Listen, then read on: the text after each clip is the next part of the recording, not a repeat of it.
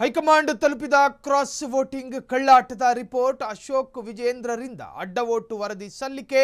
ರಾಜ್ಯ ನಾಯಕರಿಗೆ BJP high command ಪ್ರಶ್ನೆಗಳ ಸುರಿಮಳೆಗೈತಾ ಇದೆ. ಚುನಾವಣೆ ಘೋಷಣೆಯಾದ ಬಳಿಕ ಎಷ್ಟು ಸಭೆ ನಡೆಸಿದ್ದೀರಿ? ಹೈಕಮಾಂಡ್ ತಲುಪಿದ ಕ್ರಾಸ್ ವೋಟಿಂಗ್ ಕಳ್ಳಾಟದ ರಿಪೋರ್ಟ್. ಅಶೋಕ್ ವಿಜೇಂದ್ರರಿಂದ ಅಡ್ಡ ವೋಟ್ ವರದಿ ಸಲ್ಲಿಕೆ. ರಾಜ್ಯ ನಾಯಕರಿಗೆ ಬಿಜೆಪಿ ಹೈಕಮಾಂಡ್ ಪ್ರಶ್ನೆಗಳ ಸುರಿಮಳೆ.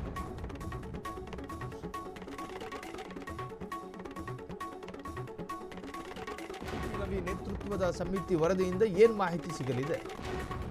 ಶಾಸಕಾಂಗ ಪಕ್ಷದ ಸಭೆಯನ್ನ 2-3 ದಿನ ಮೊದಲೇ ಮಾಡಬಹುದಿತ್ತಲ್ವಾ?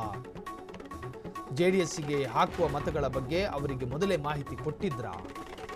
ಅನುಮಾನ ಇದ್ದವರ ಜೊತೆ ಮತ್ತೆ ಮಾತುಕತೆ ಮಾಡಿದ್ರ?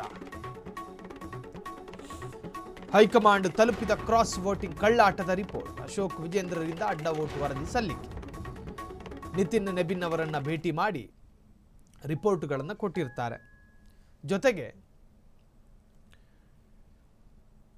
MLC ಎಲೆಕ್ಷನ್ನು ಘೋಷಣೆ ಆಗುವ ಎಷ್ಟು ವಾರದ ಮುಂಚೆ ನೀವು ಮೀಟಿಂಗ್ ಕರೆದಿದ್ರಿ, ಈ ಎಲ್ಲವನ್ನು ಕೂಡ ಕೇಳಲಾಗುತ್ತೆ.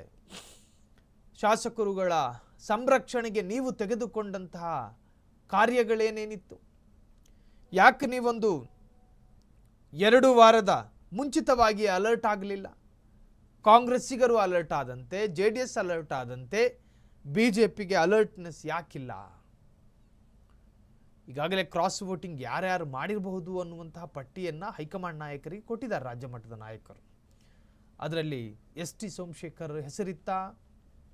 ಹೆಬ್ಬಾರ್ ಅವರ ಹೆಸರಿತ್ತಾ? ಬಸನಗೌಡ ಪಾಟೀಲ್ ಯತ್ನಾಳ್ ಅವರ ಹೆಸರಿತ್ತಾ? ಅಥವಾ ಬಿಜೆಪಿಯ ಬೇರೆ ಯಾರಾದರೂ ಶಾಸಕರ ಹೆಸರಿತ್ತಾ? ಇವೆಲ್ಲವೂ ಕೂಡ ರಿವೀಲ್ ಮಾಡದೇ ಇರತಕ್ಕಂಥ ವಿಚಾರ.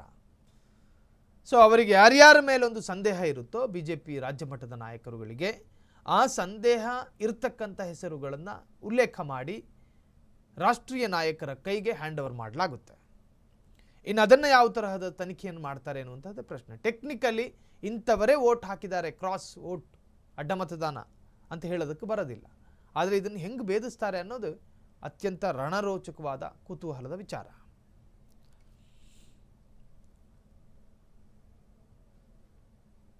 ಸೊ ಕೇಂದ್ರ ಸರ್ಕಾರವೂ ಕೂಡ ರಾಜ್ಯದಲ್ಲಾಗಿರ್ತಕ್ಕಂತಹ MLC ಎಲೆಕ್ಷನ್ ಸಂದರ್ಭದಲ್ಲಿ ರಾಜ್ಯ ನಾಯಕರ ನಿರ್ಲಕ್ಷ್ಯ ಈ ಬಗ್ಗೆ ಗಂಭೀರವಾಗಿ ಪರಿಗಣಿಸಿಕೊಂಡಂತೆ ಕಾಣ್ತಾ ಇದೆ.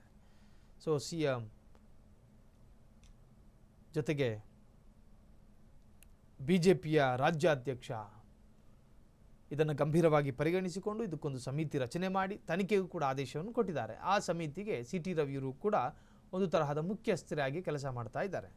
ರಾಜ್ಯದಲ್ಲಿ ಒಂದು ಕಡೆ ಇದರ ತನಿಖೆಯನ್ನು ಸ್ಥಳೀಯ ನಾಯಕರು ಮಾಡ್ತಾ ಇದ್ದರೆ, ಕೇಂದ್ರದ ನಾಯಕರಿಗೂ ಕೂಡ ಇದರ ವಿರುದ್ಧ ದೂರೊಂದು ದಾಖಲಾಗಿದೆ. ಸೊ ವಿಪಕ್ಷ ನಾಯಕ R ಅಶೋಕ್ ಜೊತೆಗೆ ವಿಜೇಂದ್ರ ಇಬ್ಬರೂ ಕೂಡ ಈ ವಿಚಾರದಲ್ಲಿ ಹೈಕಮಾಂಡ್ ನಾಯಕರ ಜೊತೆ ಮಾತನಾಡಲಿದ್ದಾರೆ.